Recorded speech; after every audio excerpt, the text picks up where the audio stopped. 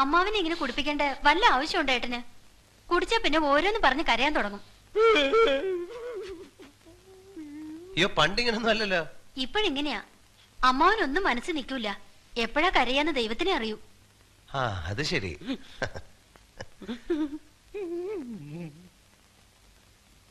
എടി നിന്റെ മുഖം കണ്ടാ ഞാനാണ് അമ്മാവനെ കുടിപ്പിച്ചെന്ന് തോന്നുമല്ലോ.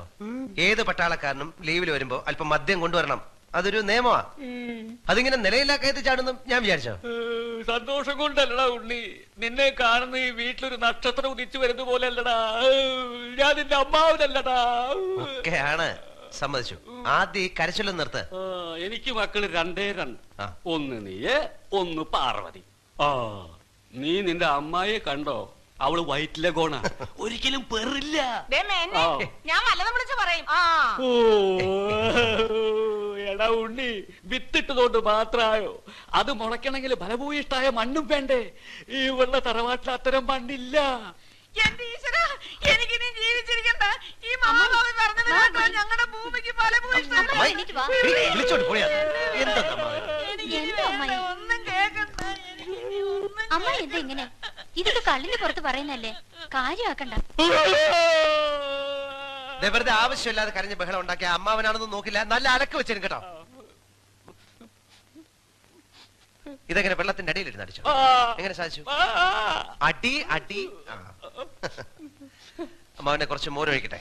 വേണ്ട, ഇതിന്റെ സുഖം പോവും.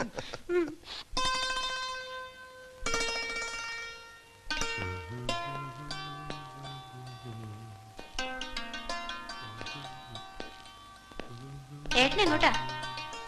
ഇന്നലെ ഒരാളെ ആശുപത്രിയിലാക്കില്ലേ, എന്തായെന്ന് നോക്കിട്ട് വരാം. ഒരു സാധു മനുഷ്യൻ. രക്ഷപ്പെടുവോ? രക്ഷപ്പെടണം. അയാൾക്കും ഉണ്ടാവില്ലേ നമ്മളെ പോലെ ചില വികൃതി പിള്ളേര്. ഇത്തവണത്തെ ലീവില് ഞാൻ നിനക്കൊരു കൊച്ചു മേനെ കണ്ടുപിടിക്കും. എന്താ ഒരു കല്യാണമൊക്കെ ആയിക്കൂടെ? വേണ്ട, എനിക്ക് വീട്ടിൽ നിന്ന് പോവാനേ തോന്നുന്നില്ല. അതിവിടെ അതൊക്കെ ഏത് പെണ്ണുങ്ങളും പറയുന്നത്. അമ്മായിയുടെ മേനോടെ മുറ്റത്തുണ്ട്. അവിടെ എന്ത് ചെയ്യുന്നു? പതിവ് സർക്കസ് തന്നെ. സർക്കസോ?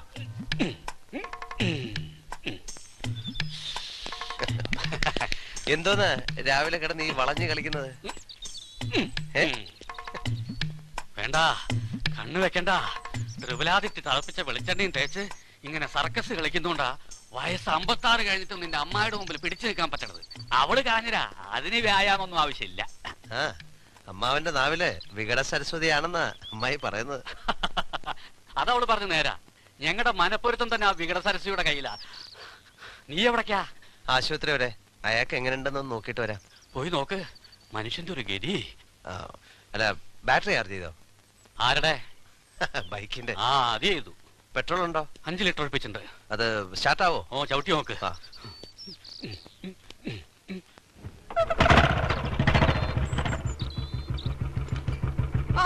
വളയുന്നതും തിരിയുന്നതും കണ്ടാ തോന്നി ഇപ്പം മേനോൻ ഇത് പൊക്കി എടുത്തോണ്ട് ഓടുവന്ന്. മതി മതി, അതിന്റെ കാറ്റ് തട്ടി വീഴണ്ട. അങ്ങോട്ട് മാറി നിക്കേ. മനസമാധാനത്തോട് ഉണ്ണിയാ വണ്ടി എടുത്തോണ്ട് പോയിക്കോട്ടെ.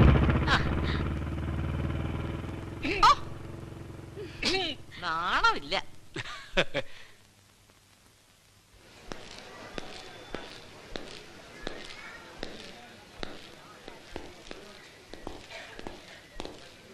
Doctor, I am captain Vijay Menon. ഞാൻ ഇന്നലെ ഒരു പേഷ്യന്റിനെ... ആക്സിഡന്റ് കേസല്ലേ? He's dead. ഞാൻ കൊന്നു ചെയ്യേണ്ടി വന്നില്ല.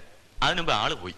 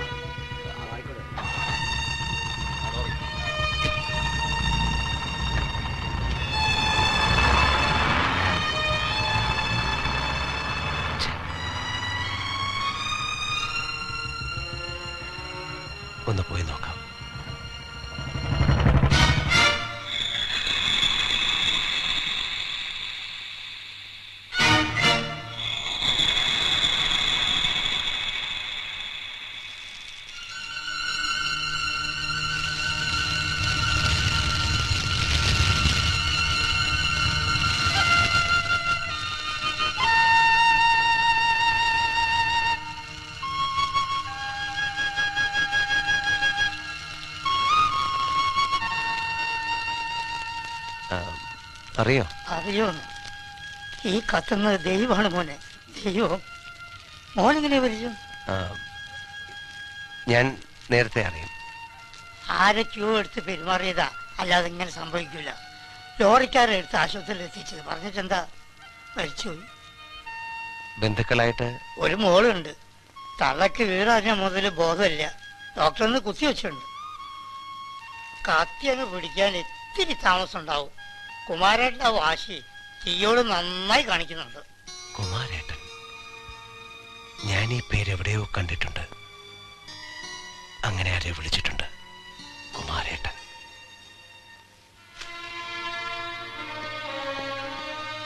എന്തായി? അയാള് മരിച്ചു. കഷ്ടം. അതൊരു യോഗം അല്ലാണ്ട് എന്താ പറയാ. പരിചയമില്ലാത്തത് നന്നായി. അത്രയും കുറച്ച് ദുഃഖിച്ചാ മതിയല്ലോ. യുദ്ധത്തിലുള്ള മരണം പോലല്ല സമാധാനത്തിലുള്ള മരണം. അത് വല്ലാതെ മനസ്സ് തട്ടും. നീ ഏട്ടന് കടുപ്പത്തിൽ ചായ ഇട്ട് കൊടുക്ക്, അവനൊന്ന് ഉഷാറാവട്ടെ. അതിനിവിടെ ചായപ്പൊടി ഇല്ല. എന്നാ കാപ്പി ഇട്ട് കൊടുക്ക്. കാപ്പിപ്പൊടി ഇല്ല. കാപ്പിയും ചായയും കൊടുത്ത് മാറ്റാൻ എന്റെ കുട്ടിക്ക് ഇപ്പൊ ഒരു ഉഷാറ് കേടുമില്ല. അല്ല, നീ എങ്ങോട്ടാ മോനെ പോന്നത്? ചായ തരാം. ചായയും കാപ്പിയും ഒന്നും വേണ്ട, എനിക്ക് ടൗൺ വരെ ഒന്ന് പോണം കുട്ടി ഹസനെ കാണാൻ. ഉമ്മ, അല്ലാവിൻ അലിവാണ്, കൽബിന്റെ കനിയാണ്, ഏഴാം പകറിലെ പൂവിതൾ. മോന്റെ ലീവും കാത്തിരിക്കാ കുട്ടിയസൻ. വന്നിട്ട് 2 ദിവസമായിരുന്നു. നാട്ടുകാരെ സഹായിക്കാൻ നടക്കാന്നൊക്കെ ഞമ്മൾ അറിഞ്ഞ്. പഠിച്ചോനെ, അല്ലാന്നും പറഞ്ഞു കഴിഞ്ഞൊല്ല അതിർത്തിയിലേക്ക് പോയ ആളാണ്. ആയുസോട് തിരിച്ചു വന്നൂല. നമ്മള് പഠിച്ചോനെ സമ്മതിച്ച്.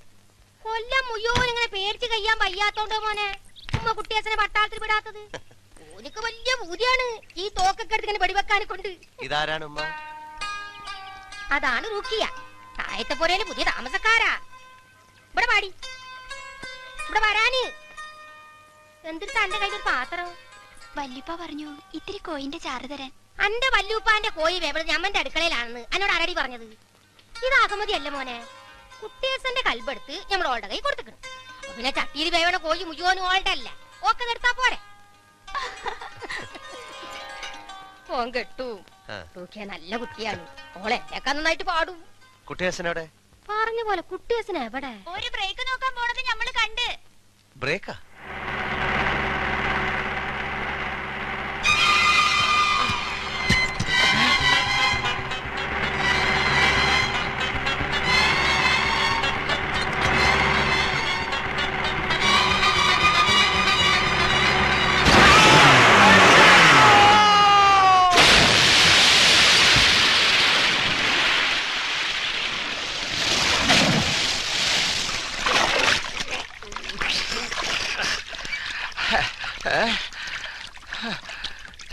ഇതേത് സ്ഥലവാ? മാറ്റാത്തൊടി. എന്താ എന്താ സംഭവിച്ചത്? ഒന്നും സംഭവിച്ചില്ല, ഞാനൊന്ന് ബ്രേക്ക് ഇട്ടതാ. നിങ്ങൾ എന്താണ് തൈര് കടയണ? ഇത് തലയാണ്. ഇതാണ് നമ്മൾ പറഞ്ഞത്. ഇന്നത്തെ കാലത്ത് വണ്ടി ഓടിച്ചാൻ ഡ്രൈവിംഗ് മാത്രം പഠിച്ചാ പോരാന്ന്, പിന്നെ നീന്താനും കൂടെ പഠിച്ചണോന്ന്. കൊളത്തിലായത് നന്നായി. വല്ല കടലിലോ മറ്റോ ആയിരുന്നെങ്കിൽ. നിസ്കാരവും കഴിഞ്ഞ് ബിരിയാണിയും തിന്ന് പോയതാണ് ബ്രേക്ക് ചവിട്ടാന്. ചവിട്ടേണ്ട കുഴപ്പമില്ല ഉമ്മ, ബ്രേക്ക് പോരാ. പോരാന്നല്ലേ ഇല്ല.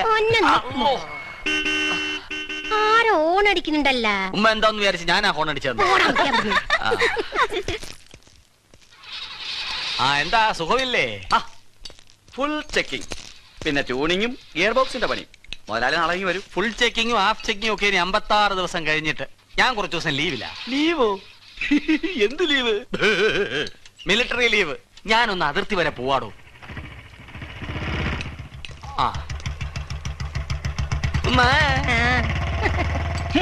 നോക്ക്, താക്കോല് വാങ്ങാതെ ആ ദിവസം പോയത്. ചെയ്യുന്ന പണിക്ക് ഇത്തിരി കൈപ്പുണ്യം ഉള്ളത് കൊണ്ടാ മുതലാളി വണ്ടി ഇവിടെ തരുന്നത്, അല്ലാതെ വേറെ വർഷാപ്പില്ലാത്തതുകൊണ്ടല്ല. ആനക്ക് വേറെ വർഷാപ്പ് വാങ്ങും. പക്ഷേങ്കി എനക്കോ ഒന്നേ ഉള്ളു. കൈപ്പുണ്യം എല്ലാ ദിവസവും ഉണ്ടാവൂ ചന്ദിര. ആ പോയ പോക്ക് കണ്ടാ.